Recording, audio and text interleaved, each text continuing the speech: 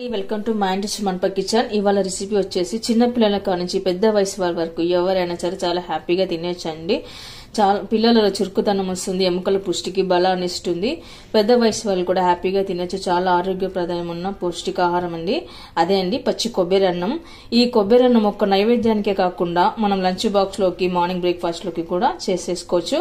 అయితే ఇప్పుడు అది ఎలా చేయాలో చూసేద్దాము.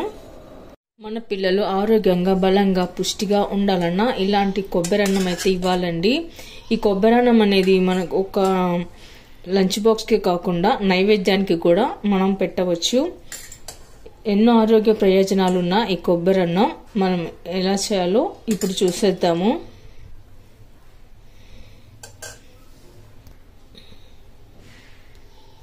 నేను ఇక్కడ ముందుగానే ఒక గ్లాస్ బియ్యం అయితే తీసుకొని ఇలా రైస్ చేసి పెట్టుకున్నానండి. ఇప్పుడు మనము ఈ అన్నంనంతా ఒక బౌల్లోకి వేసి పెట్టుకుందాము. ఇలా రైస్ మొత్తం ఎక్కడ ఉండలేకుండా ఇలా మనము పొడి పొడిగా కలుపుకొని పెట్టుకోవాలి. ఇప్పుడు మనం ఇలా ఒక బౌల్లోకి తీసుకొని అన్నానంతా కాస్త చల్లార్చుకోవాలి. మొత్తం ఇలా వెడల్పుగా చేసుకొని అన్నాన్ని మనం చల్లార్చుకోవాలి. ఇలా రైస్ మొత్తం ఒక బౌల్లోకి వేసుకొని చల్లార్చి పెట్టుకున్న తర్వాత ఇప్పుడు మనం దీన్ని కాసేపు పక్కన పెట్టుకుందాము. ఇక్కడ నేనైతే కొన్ని పచ్చి కొబ్బరికాయ ముక్కలు అయితే తీసుకున్నానండి. ఇప్పుడు మనం వీటికి వెనకాల చెక్క అంతా చీసి పెట్టుకోవాలి. ఒకవేళ కొబ్బరి గట్టిగా ఉండి రానట్లయితే చాకుతో కూడా మనము ఈ చెక్కుని తీసేసుకోవచ్చు. ఇలా మొత్తం తీసేసుకొని పెట్టుకోవాలి.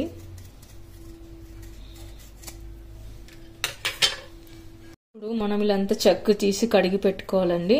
ఇలా నీట్గా క్లీన్గా కడిగి పెట్టుకున్న తర్వాత ఒక మిక్సీ జార్ తీసుకొని ఇందులోకి కొబ్బరిని అయితే చిన్న చిన్నగా పీసెస్గా కట్ చేసి వేసుకుందాము. ఇలా అన్ని ముక్కలు చేసి వేసుకోవాలి.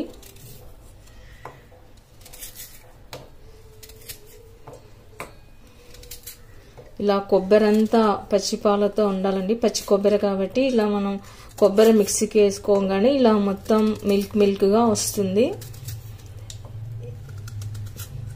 ఇలా కొబ్బరి రైస్ చేసుకోవడం వల్ల ఆరోగ్యానికి చాలా మంచిది. రైస్ కూడా చాలా టేస్ట్ గా బాగుంటుంది.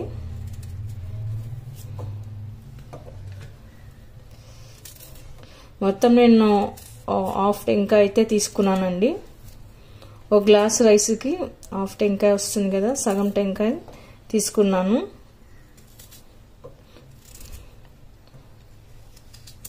ఇలా మొత్తం వేసేసుకొని పెట్టుకుందాము. ఇలా అంతా కట్ చేసి పెట్టుకున్న తర్వాత ఒక మిక్సీ జార్లో పెట్టుకుని మనము గ్రైండ్గా పైన పెట్టుకుందాము. ఇప్పుడు ఒకసారి అంతా బాగా కలుపుకొని పెట్టుకోవాలి. ఎక్కడ కొబ్బరి ఉండలేనట్టుగా మనం చూసుకోవాలి. చూడండి, ఇలా సన్నగా మిక్సీ పట్టి పెట్టుకోవాలి. ఇప్పుడు మనం కడాయి పెట్టుకొని అందులో 2 టేబుల్ స్పూన్ల వరకు అయితే ఆయిల్ వేసుకోవాలండి. ఆయిల్ హీట్ అయిన తర్వాత వేరుశనగ గుళ్ళు, ఆ తర్వాత జీడిపప్పు, శనగపప్పు ఇవన్నీ వేయించుకొని కాస్త త్వరగా వేయించుకోవాలి. ఆ తర్వాత ఆవాలు, జీలకర్ర, మినపగుళ్ళు, తాలింపు దినుసులు వేసుకోవాలి. అవి చిట్టపట్టమన్న తర్వాత కరివేపాకు వేసుకోవాలి. ఆ తర్వాత సన్నగా కట్ చేసి పెట్టుకున్న గ్రీన్ చిల్లీ, ఇప్పుడు ఇందులోని కొద్దిగా సాల్ట్. ఇప్పుడు ఒకసారి కలుపుకొని పెట్టుకోవాలి. ఆ తర్వాత మనము మిక్సీ పట్టి పెట్టుకున్న కొబ్బరి తురుమును వేసుకుందాము. మిక్సీ పట్టలేని వాళ్ళు తురుముకొని కూడా వేసుకోవచ్చండి. ఇప్పుడు ఇదంతా వేసిన తర్వాత ఒకసారి కలుపుకొని పెట్టుకుందాము.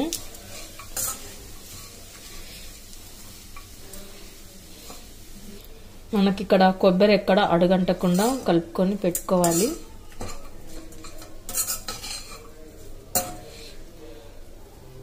ఇప్పుడు మనము చల్లార్చి పెట్టుకున్న రైస్ని వేసుకుందాము. ఇలా అంతా రైస్ వేసుకొని కలుపుకొని పెట్టుకోవాలి. రైస్ అంతా కలిపి పెట్టుకున్న తర్వాత మనకు అవసరమైతే నిమ్మకాయ వేసుకోండి.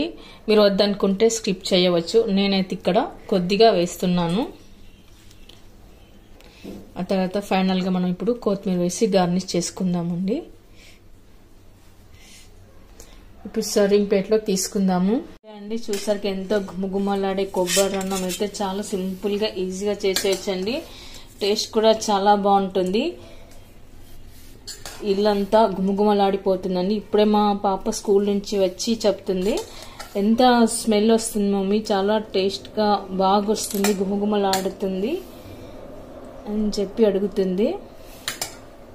ఓకే అండి, చూసారుగా ఎంతో గుమగుమలాడే కొబ్బరి అన్నం.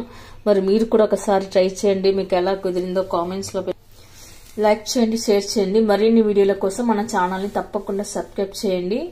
Thank you for watching.